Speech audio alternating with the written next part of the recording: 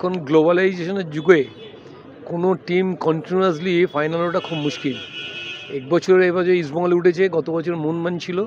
তো এরকমভাবে প্রতি বছর বোম্বাই এফসি হেরে গেছে উড়িষ্যার কাছে। উড়িষ্যা ন্যাশনাল লিগটায় আইএসএলে খুব বাজে খেলছিল, তো এখন অবশ্য এই নকআউট পর্যায়ে খুব ভালো খেলতে আরম্ভ করেছে। সেই দিকে দেখতে গেলে ইস্টবেঙ্গলও যথেষ্ট ভালো খেলতে আরম্ভ করেছে এবং পরপর ভালোভাবে জিতে ফাইনাল উঠেছে।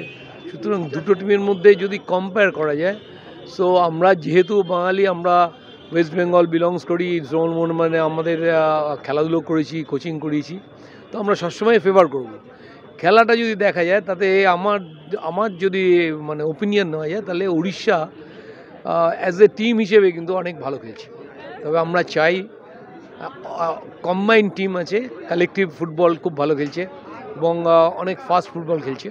আমার মনে হয় যে আমরা চাই যে ইস্টবেঙ্গল জিতুক, তবে আরও বেশি টিমটাকে যদি বেশি দিনে পেতো ওই কোচ, তাহলে মনে হয় যে আরও ভালো রেজাল্ট করতে পারবে। মাঝে না এরকম আমরা কথায় বলতে হয়, টেকনিক্যাল মনস্তাত্ত্বিক অনেক কিছু কথা বলা যায়, কিন্তু ব্যাপারটা হচ্ছে যে প্রতি কটা ম্যাচ দেখার পরে আমরা এই অ্যানালিসিসগুলো করি। আমার মনে হয় যে পার্সোনাল আমার যা ওপিনিয়ন সেটা আমি বললাম, যে খেলাটা হচ্ছে তাতে উড়িষ্যা যা খেলছিল আইএসএলে সেই তুলনায় এই নকআউট পর্যায়ে ভালো খেলছে। ইস্টবেঙ্গল খারাপ খেলছে না বলবো না, ফাইনাল ম্যাচ আমরা চাই ইস্টবেঙ্গল জিততে। তবে যদি খেলার পারফরমেন্স অনুযায়ী দেখা যায় যে আমার দেখা উড়িষ্যা টিম বেটার খেলছে ইস্টবেঙ্গলের থেকে।